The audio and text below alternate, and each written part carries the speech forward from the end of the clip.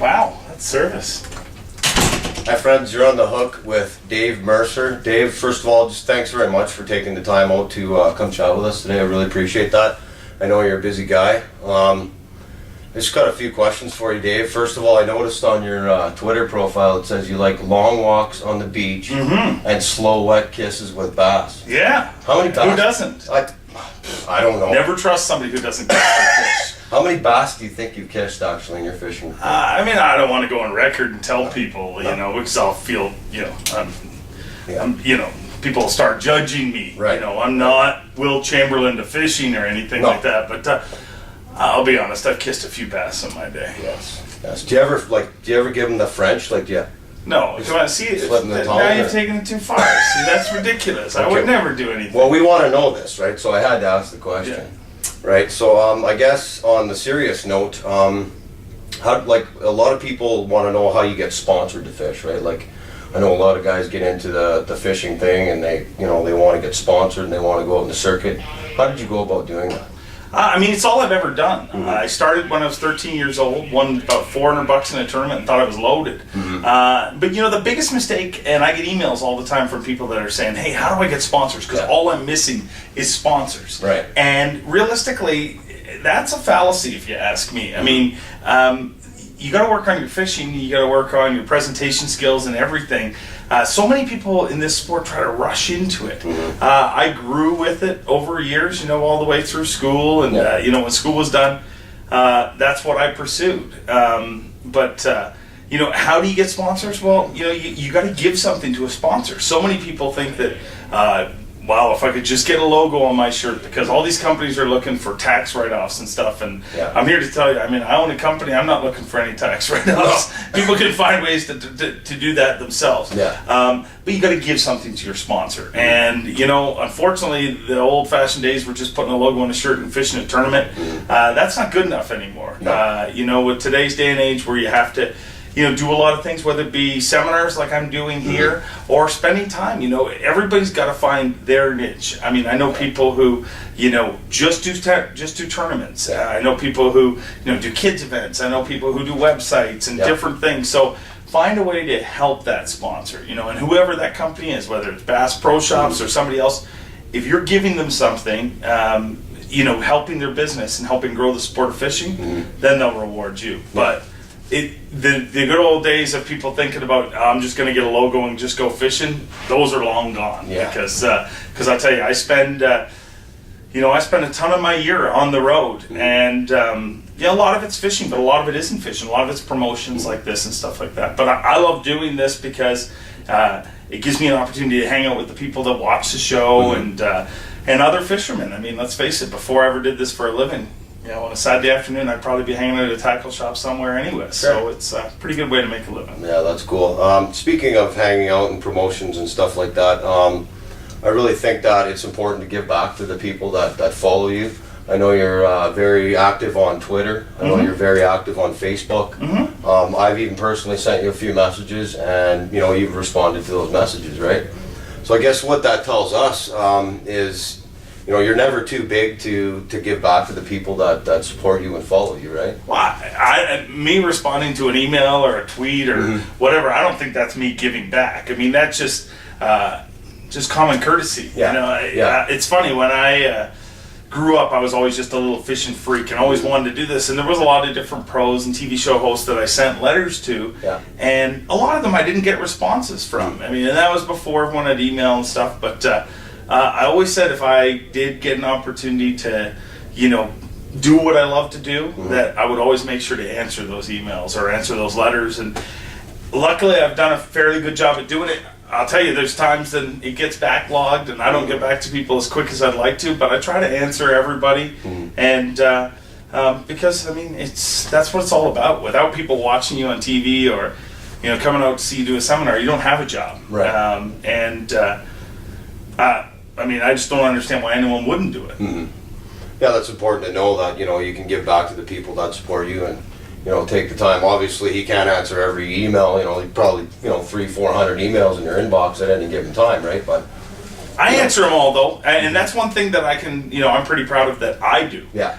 It's so funny because we get so many people that when I answer, they'll send another email and be like, "Is this really you?" And I'm here to tell you, I'm not near successful enough that I can afford to hire somebody to answer those emails. So I answer them all, and that's why sometimes they're backlogged. Sometimes it'll take me, a month or so to get back to everybody. But I do get back to each and every one of them, and I always plan to do that because that's one of the most important things I do, I think. Right.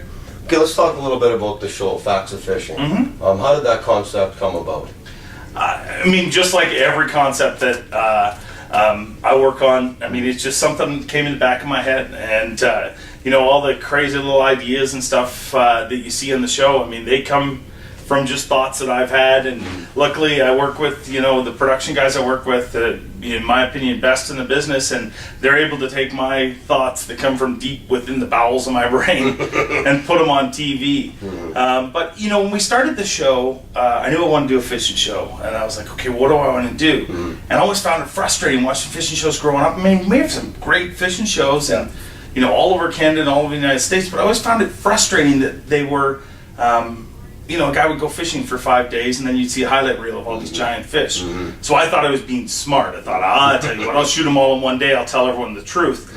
And, most days I like that. There's some days when we're not catching them so good that I don't like it, but the one thing we always try to do with our show is show it as it is and show what really happens. And we've done that so far. But, Facts of Fishing is going to be an ever-evolving thing. I mean, we've already got plans for, season 5 we're moving into now. We've already got plans to make it bigger and better and change some stuff. We'll always, and people I don't think realize how much the show has changed since season 1. If you look at season 1, then you compare it to now, totally changed. It's totally evolving and changing the whole way along. And, that's just my personality. I mean, I don't sit still for too long.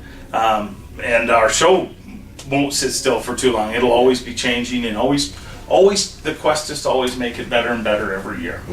Well, that's important, I think, even as a fisherman too. You evolve, you change. Yeah. New products come on the market. What's that, right?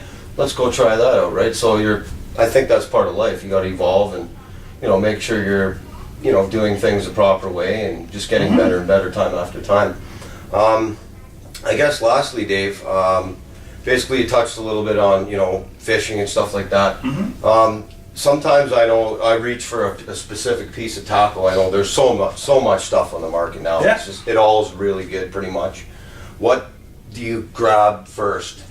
Really? I know that's species specific, pretty much, but species specific, location specific. That's an ever-changing evolution, similar to the show we talked about. And I'll tell you, my goal as a fisherman, day in day out, is to always be better. And every day when I leave the water, I want to be better. I want to learn something, and that's something that I've really focused on the last number of years. And that's something that's good that comes from tournaments. It pushes you to learn. It pushes you to do things that are outside of your comfort level.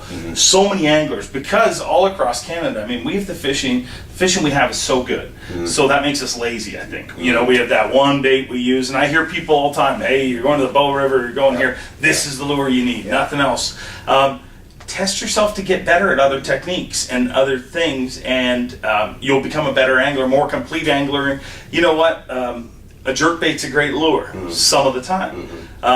Spinnerbait's a great lure some of the time. You want to be able to be as effective with every lure in your tackle box so that when that time is right for that lure, you use it.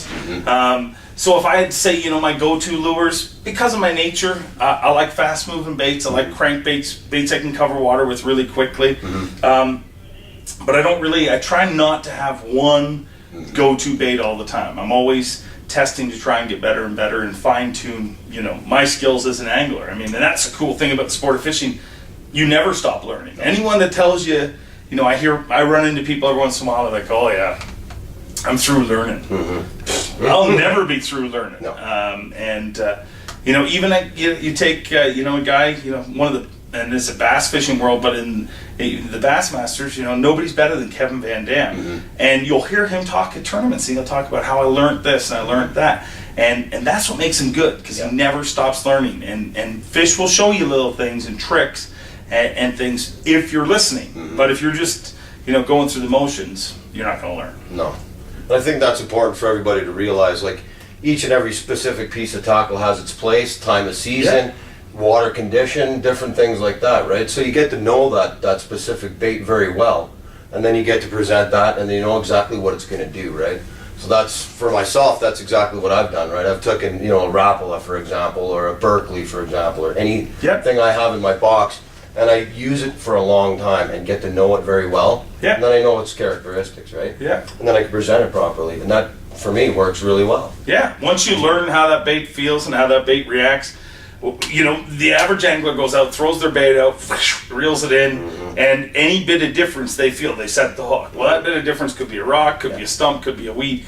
You need to learn how that bait feels and once you learn those subtleties, then you'll know when a fish hits, and you'll probably be able to get a lot more fish to hit too. Yeah, I agree. Okay, just lastly, Dave, how can we find you? Like, I know you're on Twitter, like I mentioned, Facebook, YouTube. You got a lot of stuff going on, right? Like, yeah, I mean, our website's faxofishing.com. I'm there all the time.